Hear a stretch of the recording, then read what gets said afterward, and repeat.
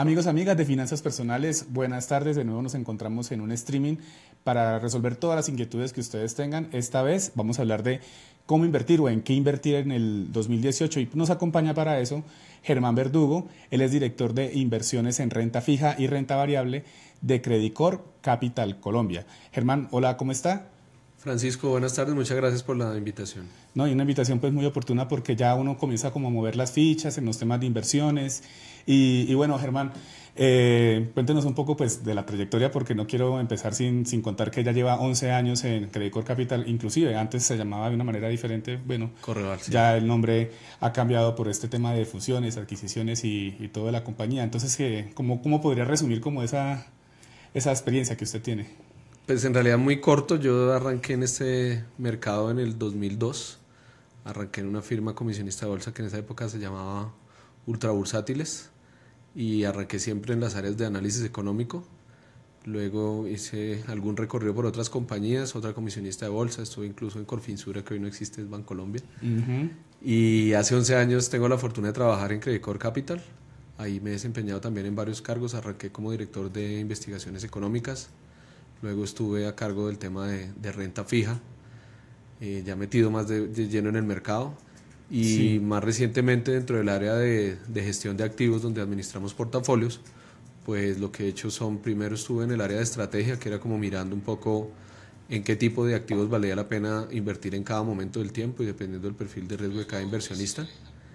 Y ya hoy en día, hace ya prácticamente año y medio, estoy a cargo del área de inversiones directamente dentro de gestión de activos. Bueno, Germán, excelente. Pues empezamos a saludar a las personas que se están conectando en este momento en Finanzas Personales y ya nos están deseando un feliz año y una feliz Navidad pues de parte de Adriano Muñoz, Carlos Zurdo Morales, Saúl Alba de la Riva, Gerardo Leal. A todos muchas gracias por estar conectados con nosotros y vamos un poco a entrar en materia, porque este 2017 hemos escuchado muchas noticias negativas, pese a que ha habido también como aspectos positivos, creo que en temas de inflación. ¿Y por qué estamos hablando de esto? Porque hay que mirar las variables macroeconómicas para poder empezar a tomar decisiones de qué hacer con nuestro portafolio, con nuestros activos. ¿Cómo lo ve? Bueno, en realidad hubo muchas noticias no muy positivas, pero si uno mira los portafolios de inversión en general tuvieron muy buen año. O sea, 2017 realmente fue un año bastante bueno para las inversiones. Si uno hubiera hecho inversiones en moneda local, principalmente en lo que fue renta fija, el resultado fue bastante bueno, es decir, pudimos tener lecturas fácilmente cercanas a los 2 dígitos del orden del 10%, dependiendo por supuesto del nivel de riesgo, pero fueron rentabilidades que en todo caso fueron atractivas, muy por encima de la inflación, una inflación que seguramente va a cerrar el año por el lado del 4%, rentabilidades del 10, del 8, del 9%, realmente fueron bastante atractivas. En el caso de las acciones también hubo una rentabilidad interesante. Obviamente lo que pasa es que en el 2016 la rentabilidad de las acciones pues fue superior al 20%. Pero tener otro año con un registro cercano al 10% en acciones también creo que fue un muy muy buen año. Y en los activos internacionales de igual manera vimos recientemente los índices en Japón, los índices en Estados Unidos, índices incluso latinoamericanos estando en niveles máximos recientes o incluso en el caso de Estados Unidos en máximos históricos. Entonces realmente a pesar de todo el cúmulo de noticias que hubo en el año, incertidumbre, noticias negativas, la verdad es que las rentabilidades fueron bastante favorables. Eso nos pone en un escenario difícil para el 2018. Porque lo que significa es que ya muchos activos de los que se han valorizado de manera importante a lo largo del 2017 pues ya no están tan baratos o incluso algunos que están caros y en consecuencia ver rentabilidades de la misma magnitud de las que vimos en el 2017 pues va a ser mucho más complejo. Necesariamente va a tener que adquirirse más riesgo para ver rentabilidades cercanas a las que vimos este año.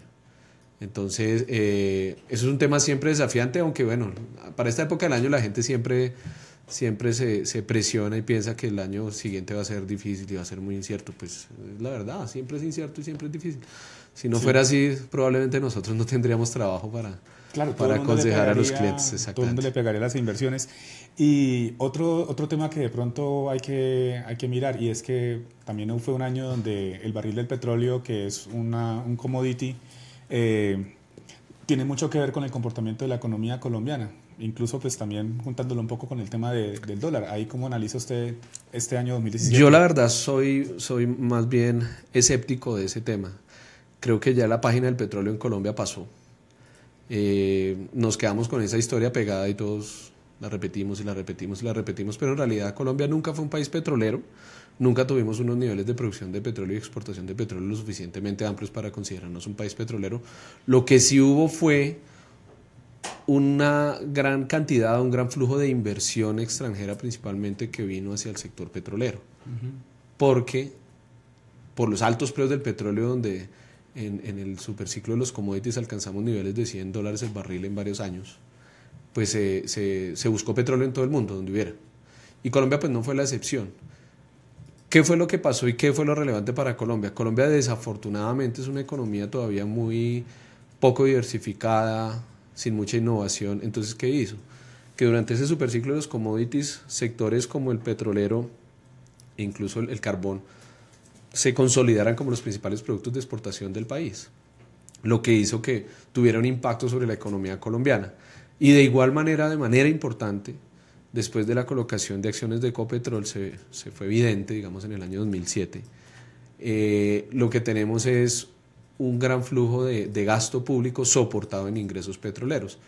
Volvimos a la realidad rápidamente, y es con la caída en los precios del petróleo a niveles donde no se trae tanta inversión, pues en efecto no llega a Colombia porque no es el país más atractivo para la inversión petrolera, y en consecuencia volvemos a una realidad que es un poco más cruda, y es nosotros como no somos petroleros, pues si nuestro principal producto de exportación sigue siendo el petróleo, simplemente es porque no hemos hecho la tarea en otros productos, pero realmente no es la gran fuente de ingreso y de recursos para la economía.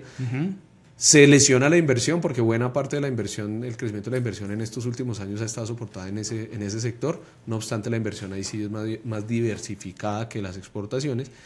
Y tal vez el efecto más relevante, y por eso tal vez el que más tiene publicidad, es porque el gasto público no pudo seguir al ritmo que venía, dado que los ingresos extraordinarios que generó el petróleo pues no pueden soportar el gasto ordinario que se creció de manera importante en las últimas administraciones.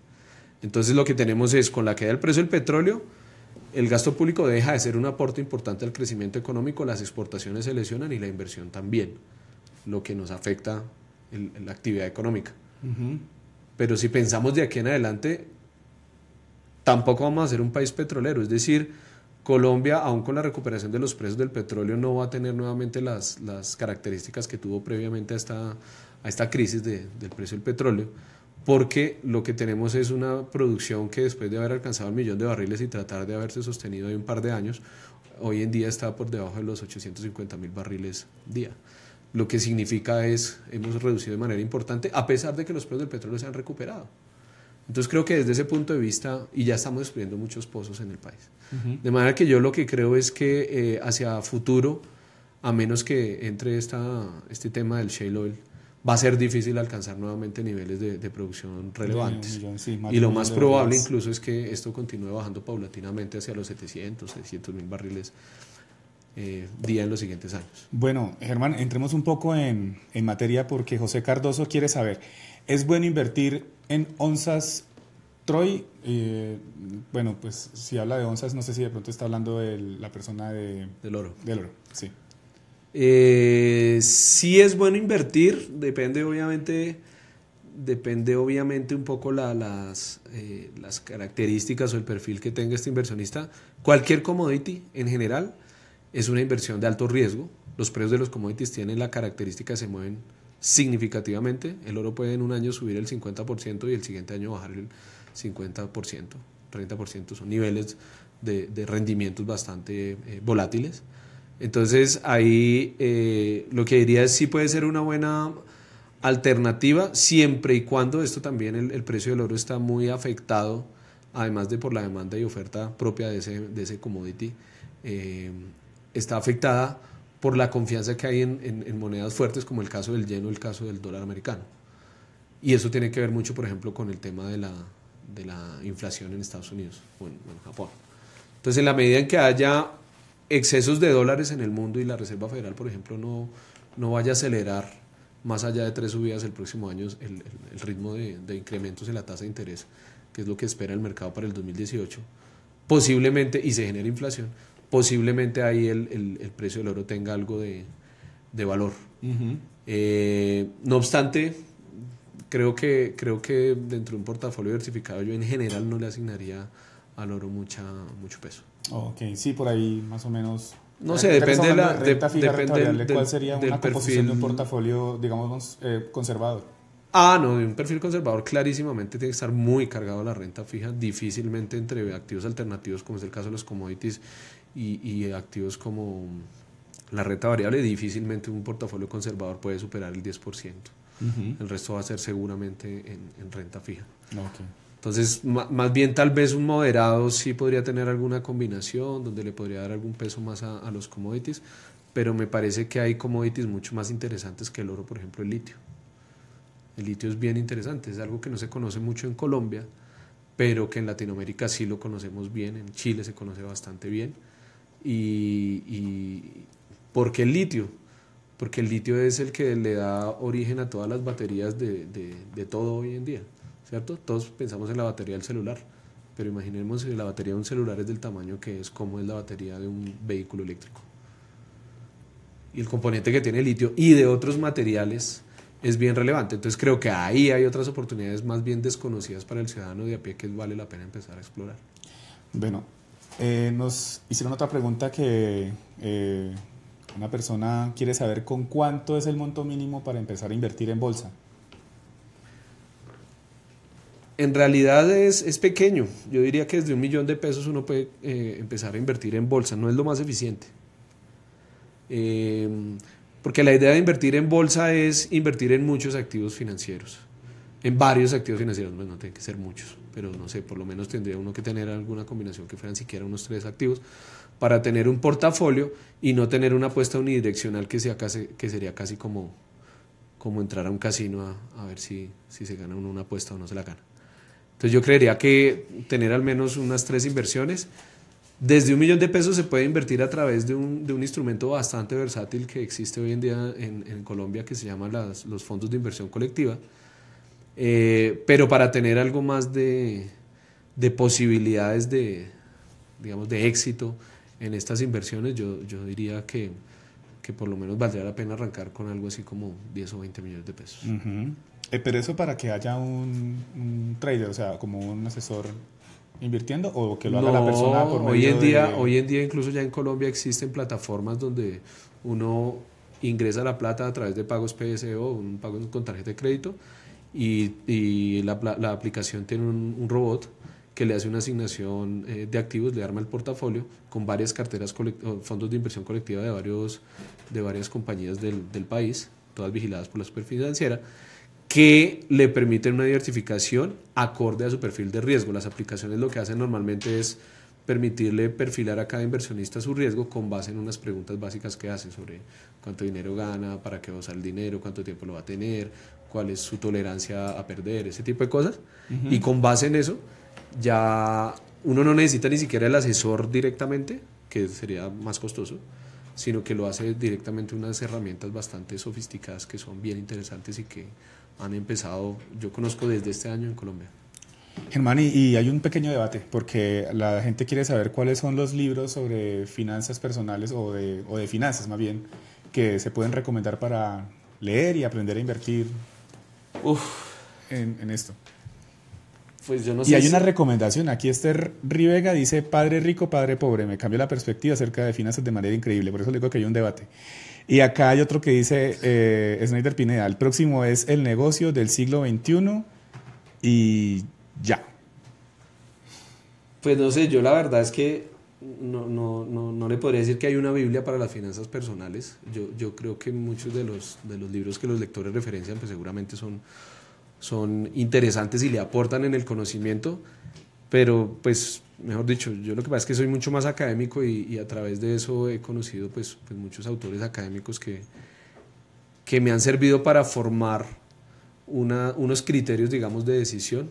¿Y cuáles son sus autores, los preferidos? No, digamos que hay muchas cosas, depende por ejemplo el tipo de activos. Si yo voy a hacer en renta fija, hay un autor que es muy conocido que se llama Franz Fabozzi.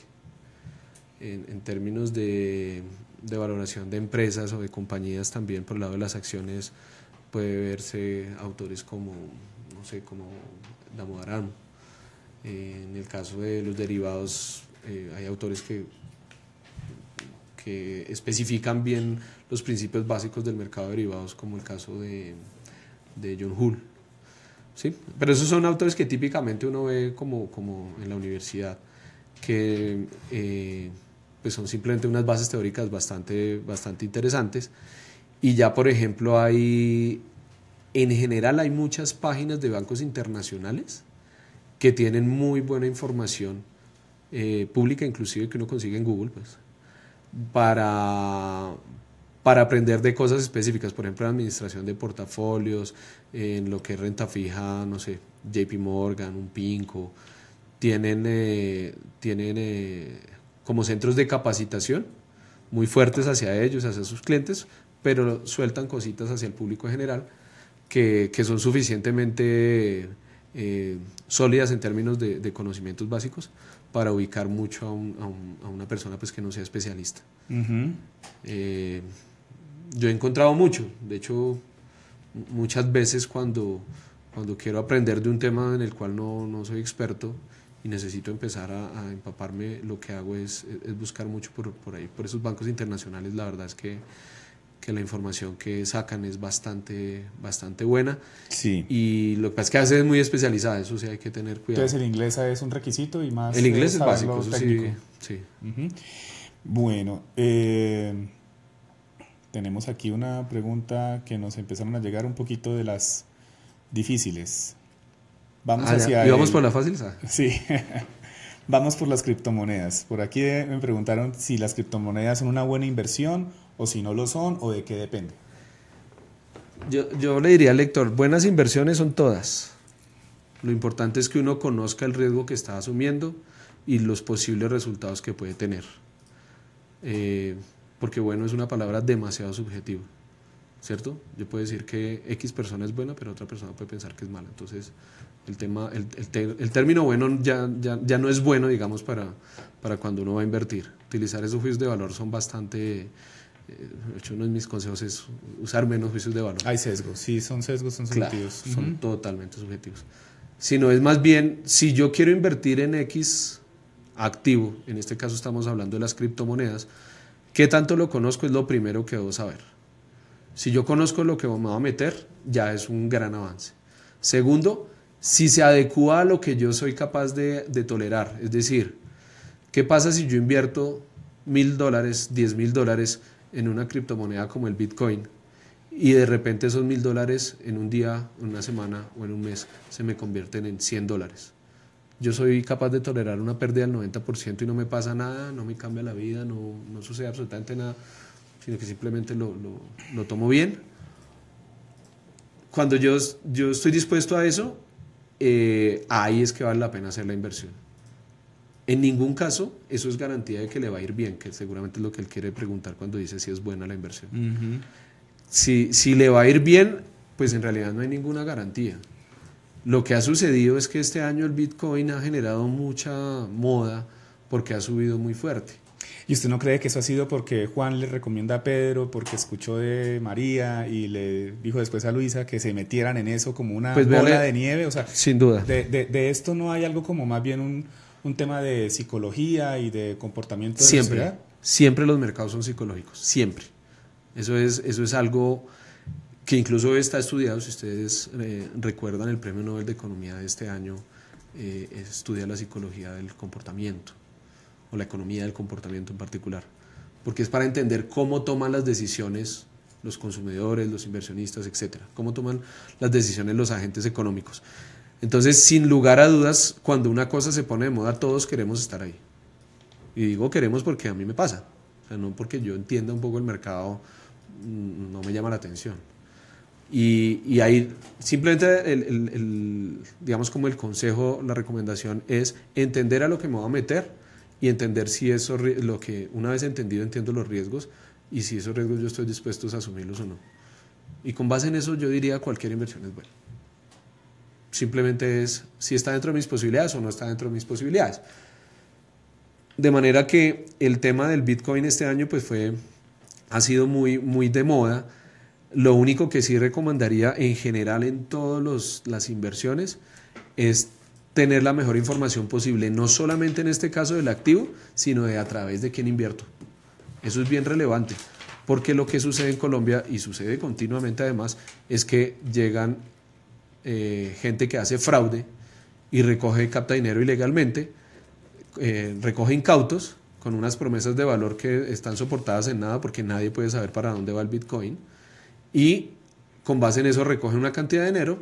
Cuando tienen lo suficiente monto recogido, se vuelan. Eso se llama una pirámide o un esquema Ponzi de captación de dinero, que se soporta en que los primeros son los que más ganan, pero en la medida en que va creciendo esa red, ya los últimos en algún punto no hay cómo pagarles y simplemente esa plata se pierde. Nada que hacer porque y no se invirtió en nada. Sí. El punto es que en esas pirámides no se invierte en nada.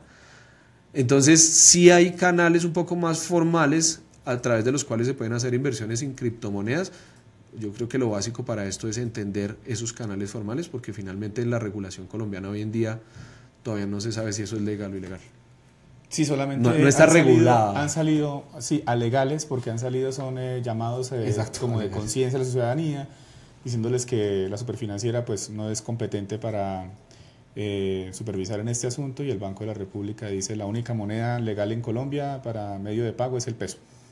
Exacto. Uh-huh. Y otra recomendación que me parece útil para este foro de finanzas personales es: normalmente las personas que invierten su dinero a través de la bolsa de valores no vienen a enriquecerse a la bolsa de valores.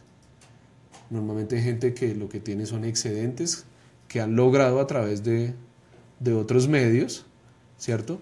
Y lo que hacen es tratar de mejorar la rentabilidad de esos excedentes con un perfil de riesgo adecuado a cada cual, ¿cierto? Es decir, si hay una persona que creó una compañía hace 30 años y la compañía le fue generando excedentes durante los 30 años, hoy viene y se acerca a una sociedad comisionista de bolsa, una sociedad administradora de inversión, y lo que dice es: vea, yo tengo este excedente que he construido en los últimos años que hoy vale 5.000 millones de pesos. No lo construyó apostándole a si esta acción iba a subir, o si era el Bitcoin, o si era el Forex, o esas cosas que siempre están de moda, sino que lo hizo con su trabajo, y al final lo que hace es tratar de que a través de estas inversiones mantenga una buena rentabilidad, una rentabilidad interesante, pero difícilmente, sí he conocido personas que se han enriquecido en este medio, pero es más una casualidad que la norma. Uh-huh. Entonces creo que es bien relevante en un foro como estos que la gente lo tenga bastante claro. Nos preguntan también acerca del Forex. Germán, ¿qué opinión tienes sobre esa inversión? No, eso no es una inversión. El Forex es simplemente el acrónimo de Foreign Exchange, es decir, esos son las tasas de cambio en español, ¿cierto? Uh-huh. Forex es un nombre muy vendedor. Nuevamente, recuerde que el mercadeo lo que hace es llegar a la psicología de los consumidores. Forex es simplemente invertir en monedas, no tiene otro nombre, por más inglés que parezca, en realidad es simplemente inversión en monedas. Y las monedas son una inversión supremamente volátil, ¿cierto? Incluso, por ejemplo, ¿quién hubiera invertido en bolívares? O sea, las monedas, no solamente el dólar. Todas las monedas son volátiles. ¿Quién hubiera invertido? La inversión de Forex, no solo en dólar, sino es para todas las cualquier monedas. moneda. Es que Forex es tasa de cambio en español. No es nada distinto a eso. Entonces, ¿qué sucede? Alguien que hubiera invertido, por ejemplo, en bolívares en los últimos 5, 4, 3, 2 años. Uh-huh. Exactamente. El otro caso es el que hubiera invertido en bitcoins, ¿cierto? ¿Cuál fue más astuto? Ninguno. Simplemente uno hizo una apuesta en uno y otro hizo una apuesta en otro. A uno le salió, a otro no. Eso es lo normal en las inversiones. Por eso es que hay que tener conocimiento de qué es lo que determina el valor de un activo para, con base en eso, tomar una decisión. Aún así, no quiere decir que sea la decisión correcta o ganadora. Simplemente es la forma en que se decide. Pero nuevamente, esto es también de entender qué tanta más gente quiere invertir en esto, y yo incluso por esa única razón puedo invertir y tener ganancias. Camilo John nos comenta: en Colombia hay un problema de educación en inversiones, todos quieren ganar el 100% mensual, y si no es así, se frustran y dicen que las inversiones no sirven. Bueno, agradecemos el comentario. Nos saluda José Cardoso y quien dice que le gusta mucho el programa y pues hacer estos streams de finanzas personales. Le agradecemos también a dinero.com a través de Facebook, nos está retransmitiendo y tenemos en este momento 226 personas en vivo en nuestra transmisión en la fanpage de finanzas y también lo estamos haciendo por medio de Periscope. Y Germán, acá también hay un comentario sobre varias criptomonedas. Bitcoin es legal, pregunta Jonathan Sea. Camilo John dice que probemos con el eToro, que es para amateurs. Ahí ya se está volviendo un poco el tema de, otra vez el tema digital. ¿Cómo ve el 2018 ya entrando en materia de inversiones? Digamos, ¿cómo ve la renta fija, la renta variable? Y hablemos como de los principales productos que se pueden encontrar ahí, finca raíz, CDTs, acciones, divisas. Retomando un poquito lo que hablábamos hace un rato, es el 2018 tiene un desafío mayor que el 2017 porque las rentabilidades de este año fueron muy buenas. El próximo año seguramente van a ser mucho menores, es muy, muy probable. ¿Qué viene relevante en la renta fija? Y la renta fija y la renta variable nacionales. Para Colombia lo más relevante desde el punto de vista local va a ser cómo continúa la postura de política monetaria del Banco de la República, es decir, si las tasas de interés continúan bajando o no, o incluso si eventualmente suben en alguna parte del año. Eso va a ser lo más relevante. Va eso atado con el comportamiento de la inflación, porque vale recordar que el Banco de la República lo que trata de hacer es controlar una inflación que esté cercana al 3% la mayor parte del tiempo. No siempre se puede, pero trata de tomar decisiones sobre tasas de interés para controlar la inflación. ¿Qué es lo que sucede? El año pasado, para esta época del año, teníamos la inflación todavía por encima del 6% y hoy está por debajo o la hemos visto recientemente por debajo del 4%. Eso ha permitido que el Banco de la República, que arrancó con una tasa de interés el año en el 7,75, hoy está en el 4,75, es decir, hemos tenido una reducción bastante fuerte de la tasa de interés. Y eso, ¿cómo se traduce en las rentabilidades? Por el lado de la renta fija, lo que implica es que los títulos de renta fija que yo compro o que yo compraba hace un año a tasas del 8, del 9%, hoy en día los puedo vender en el mercado a tasas del 6, 5%. Eso lo que implica en términos financieros es que la caída de las tasas de interés en los títulos de renta fija, cualquiera que sea, lo que implica son unas valorizaciones importantes. Entonces, eso fue lo que tuvimos este año. ¿Podemos repetir eso el próximo año? Yo diría, es muy poco probable, no descartable, pero es muy poco probable. ¿Por qué? Porque la inflación ya no va a bajar 200 o 300 puntos básicos o 2 o 3% como ocurrió este año, sino que va a bajar más probablemente del orden de 50 puntos básicos, medio punto porcentual, eventualmente un 1% en el mejor de los escenarios. Lo que implica entonces es que el Banco de la República tampoco va a tener mucho espacio para bajar las tasas de interés y probablemente las baje de pronto otros 50 puntos básicos, es decir que el año próximo cerremos en el 4,25. Siendo eso así, pues ver una valorización tan fuerte como la que tuvo la renta fija este año no va a ser muy probable.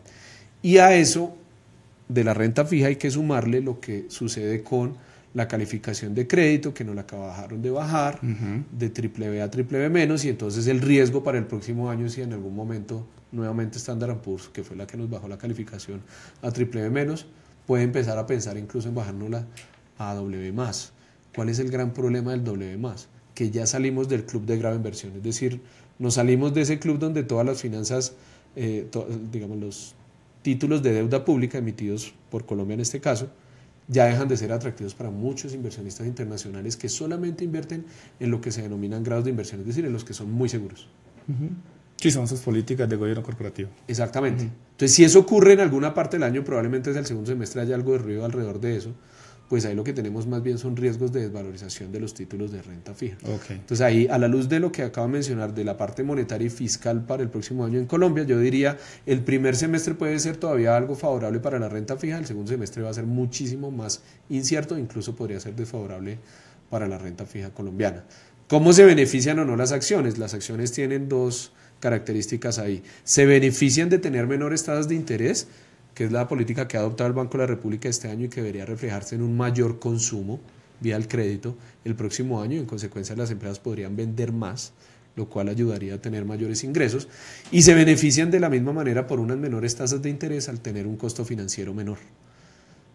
Entonces, un crédito de tesorería que tenga una compañía o un crédito para capital de trabajo que tenga una compañía o para inversión tiene un menor costo que es lo que fue el promedio del 2017. En consecuencia, ahí se benefician por dos lados las acciones, de manera que debería ser un buen año para las acciones más que para la misma renta fija en el 2018, pero esto se soporta necesariamente en que haya por lo menos una mayor percepción de actividad económica, es decir, que la economía que este año probablemente estuvo creciendo muy por el lado del 1,5, 1,6%, el próximo año de verdad logre recuperarse a esos niveles siquiera del 2,5% de crecimiento económico para todo el 2018, para que las acciones tengan, digamos, ese arrastre que estamos esperando y que no vimos de manera importante este año. Si uno compara versus otras acciones en Latinoamérica, la bolsa colombiana fue la más lenta. Aunque fue positiva, fue la más lenta. Entonces creo que hay un espacio de valorización todavía por explotar, pero necesariamente requerimos que haya un mayor crecimiento económico. Y Germán, cuando estamos hablando del tema de crédito, pues hay que hablar, por ejemplo, si las personas ven que tal vez el próximo año, como usted mencionaba, las empresas podrían vender más, se van a endeudar mucho para comprar vivienda, para adquirir vehículo, o eso de pronto descartado por el tema todavía de reforma tributaria y los 3 puntos adicionales de IVA que se empezaron a cobrar este año. No, yo creo que sí, la disposición de compra creo que existe. La posibilidad de comprar, dado que hay menores tasas de interés, creo que también. Para mí el gran efecto que falta por verse y que desafortunadamente puede durar toda la primera mitad del 2018 es la confianza. Porque esa confianza va a estar muy probablemente asociada a lo que suceda con el panorama electoral en el país. Es decir, tenemos elecciones legislativas en marzo y tenemos primera vuelta presidencial de elecciones presidenciales en mayo. De manera que tenemos los primeros 5 meses del año probablemente con una incertidumbre importante por parte de los consumidores que preferirían ser cautelosos a la hora de tomar unas decisiones de crédito, sobre todo de bienes durables, como usted lo menciona, como es el caso de un vehículo o una casa. Y preferirían esperarse. Así las tasas de interés estén bajitas y así yo tenga la capacidad de endeudarme. Yo prefiero esperarme a que se me solucione, por ejemplo, el tema político, porque en Colombia en este momento está muy abierto ese espectro y no sabemos si llega un candidato que va a cambiar las cosas como están funcionando ahorita o la refuerza. Germán, y es muy loco pensar la gente hipotecando la casa ya que Colombia va a ir al Mundial para poder ir a viajar a Rusia 2018. No, yo no le diría que es irresponsable. Bueno, descartado eso. Pero si Colombia gana el Mundial, entonces se reactiva la economía. Otra vez confianza. Tampoco. Bueno, aspiro que no seamos tan emocionales como para tomar decisiones a partir de un evento que no depende absoluto de nosotros. pero sí es muy importante, pues mejor dicho, si nos va bien el Mundial seguro nos ayuda a generar algo más de confianza. Por lo menos a las empresas de licores les va mejor. Sí. Tengo aquí otras inquietudes. Bueno, una persona pregunta que con cuánto es el monto mínimo para invertir en acciones. No, el monto mínimo en realidad por regulación no es lo que valga una acción. Lo que pasa es que hay costos. Entonces hay un costo de una comisión para poder comprar las acciones. Dentro de esa comisión normalmente van asociados los costos de bolsa, es decir, toda la infraestructura que está para custodiar las acciones que son desmaterializadas, para poder acceder a los sistemas de negociación de la bolsa, pues todo eso no se lo regalan ni a la bolsa ni al depósito de valores, entonces tiene que tener algún costo. Ese costo se lo da a las sociedades comisionistas de bolsa y la sociedad comisionista de bolsa a su vez tiene una comisión pues por el trabajo de su comisionista de bolsa. Cuando uno suma todo eso, pues difícilmente uno piensa que tener una acción que valga, no sé, 2.000 pesos o 20.000 pesos o 100.000 pesos, pues no va a ser un buen negocio. En realidad por eso es lo que yo diría con los números de hoy en Colombia que valdría la pena tener algo por el orden de los 10 o 20 millones de pesos como mínimo. ¿Cómo se puede invertir desde Colombia en acciones que se transan en Estados Unidos? Hay varias formas. Una forma es a través de una plataforma que se llama la plataforma Mila, que lo que hace es reunir las bolsas de valores y los depósitos de valores de las economías que hacen parte del acuerdo Mila, que son México, Colombia, Chile y Perú. Entonces, a través de cualquier sociedad comisionista de bolsa en el país, bueno, en realidad no sé si cualquiera, pero por lo menos las más grandes, se puede acceder a esa plataforma y desde ahí entonces yo puedo comprar como inversionista una acción en cualquiera de estos países. Esa es una forma. Pero hay otras formas. Por ejemplo, hay fondos de inversión colectiva que invierten en esos mismos países o incluso en países como Argentina, como Brasil. Y es otra forma, a través de un fondo de inversión colectiva que invierta en acciones en esas economías latinoamericanas se puede invertir. O hay otros que también son fondos de inversión colectiva que invierten en acciones, por ejemplo, en Europa, en Asia o en Estados Unidos. Entonces creo que hay muchas posibilidades, el tema es simplemente conocer un poco más. Yo creo que la información que hay en las páginas web de las mismas sociedades comisionistas de bolsa, las sociedades fiduciarias, y de la misma superintendencia financiera, hay una muy buena explicación de cada fondo de inversión colectiva existente en el país. Y dependiendo del fondo de inversión colectiva, se entiende en qué tipo de activos se invierten. Y además hay otra ventaja, hay inversiones que yo puedo hacer, por ejemplo, en moneda extranjera, sean dólares, sean soles, sean pesos chilenos, donde yo puedo invertir con riesgo cambiario o donde puedo invertir sin riesgo cambiario. Es decir, solamente cuando yo digo invertir con riesgo cambiario es que no solamente invierto en un activo internacional, sino que adicionalmente me asumo el riesgo de lo que suceda con la moneda, con el cambio entre el peso colombiano y esa moneda. Y si invierto sin riesgo cambiario es que el asesor profesional, ese inversionista profesional que me está dando el acceso a esa inversión, hace una cobertura de ese riesgo cambiario y solamente me deja correr el riesgo del activo internacional, y por el lado del peso pues no me preocupo de lo que pase si se evalúa o se revalúa frente a la otra moneda. Entonces yo creo que la verdad las posibilidades hoy son bastante amplias, desafortunadamente no son tan conocidas para el público en general. Una persona quiere saber qué es el Venture Capital. Pues eso es capital de riesgo, eso es simplemente que hay inversionistas y hay compañías que se encuentran en algún momento, porque las compañías típicamente están buscando hacer nuevos proyectos o reforzar, digamos, sus inversiones, y cuando hacen eso lo que buscan son inversionistas. Y esos inversionistas o ahorradores pues lo que están precisamente es buscando dónde colocar sus dineros.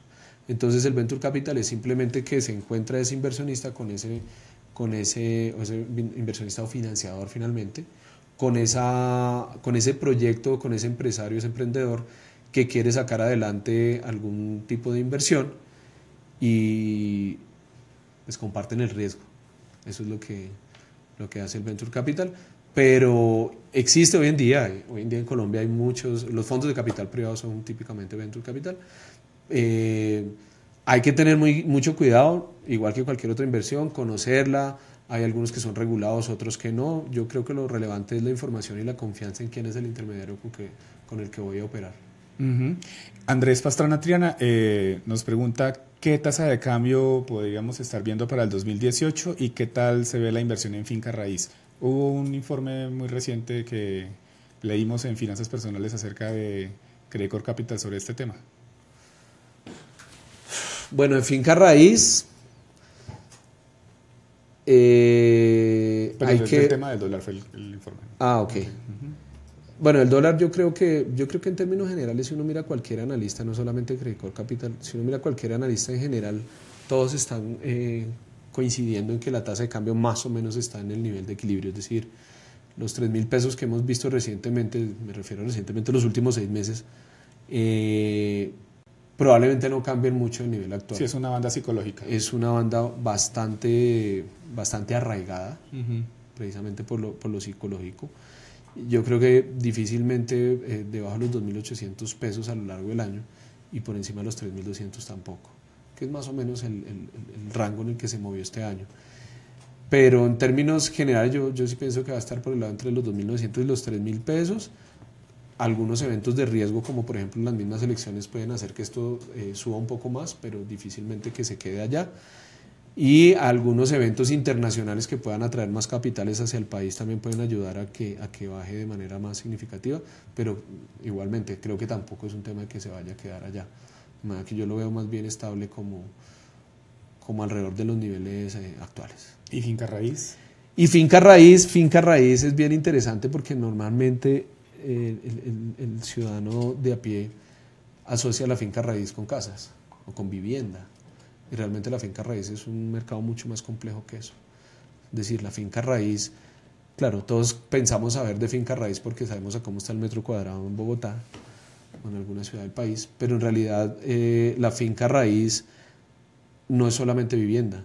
La finca raíz, sobre todo incluso en las economías mucho más desarrolladas, tiene muchos más segmentos. Entonces aquí en Colombia, por ejemplo, que es importante, la finca raíz del segmento comercial, la finca raíz del segmento de oficinas.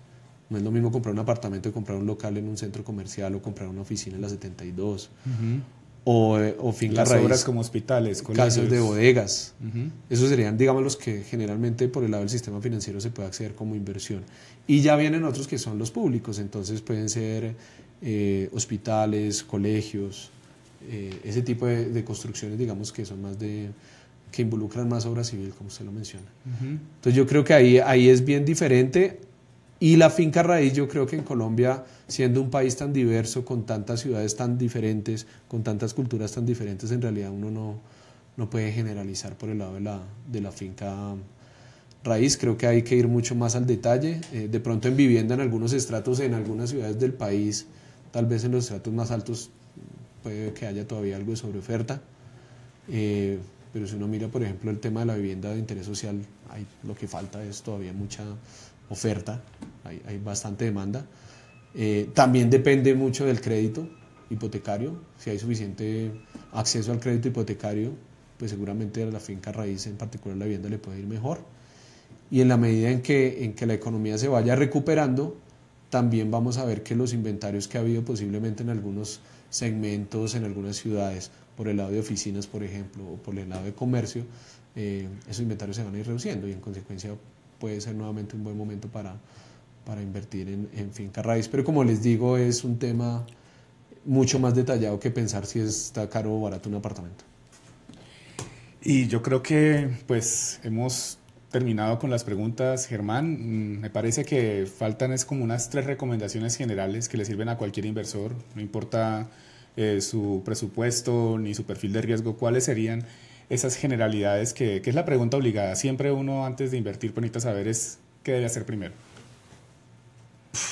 Pregunta difícil, pero tratar de respondérselas. Vea, siempre yo diría, siempre hay que tomar el riesgo. Muchas veces lo que sucede es que la gente, cuando escucha la palabra riesgo, se asusta y no toma decisiones. O sea, yo creo que la peor decisión es no tomar una decisión. O guardar la plata debajo del colchón, mejor. Claro, no pasa nada, entonces la plata no sirve para nada. Entonces yo creo que siempre vale la pena tomar el riesgo. Pero obviamente esa sería la primera recomendación. Y obviamente ahí viene la segunda pegada.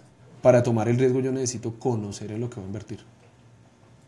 Entonces en la medida en que yo conozca en lo que voy a invertir, voy a estar consciente de los posibles resultados. Que yo conozca no me garantiza que me va a ir bien, pero que yo entienda los posibles resultados me garantiza que va a estar tranquilo así me vaya mal. Y obviamente pues la idea siempre es que uno le vaya bien, pero el riesgo es entender que le puede ir uno mal, y si uno aguanta lo que le vaya mal, ese posible resultado está dentro de sus expectativas, vale la pena tomar el riesgo. Y tercero, estar muy informado en general de lo que pasa en la economía local, de lo que pasa en la economía mundial, de lo que pasa con las tendencias psicológicas, de lo que pasa en la situación política.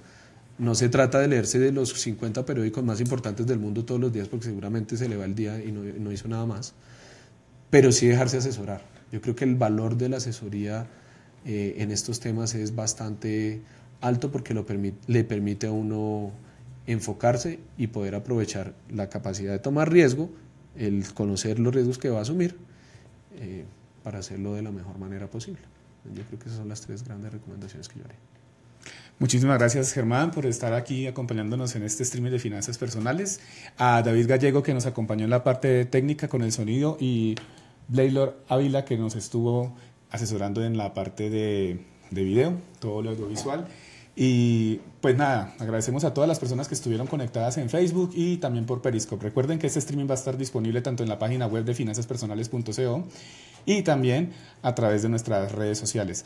Los esperamos en el 2018, les deseamos un feliz año. Una feliz Navidad. Y feliz Navidad, feliz Reyes.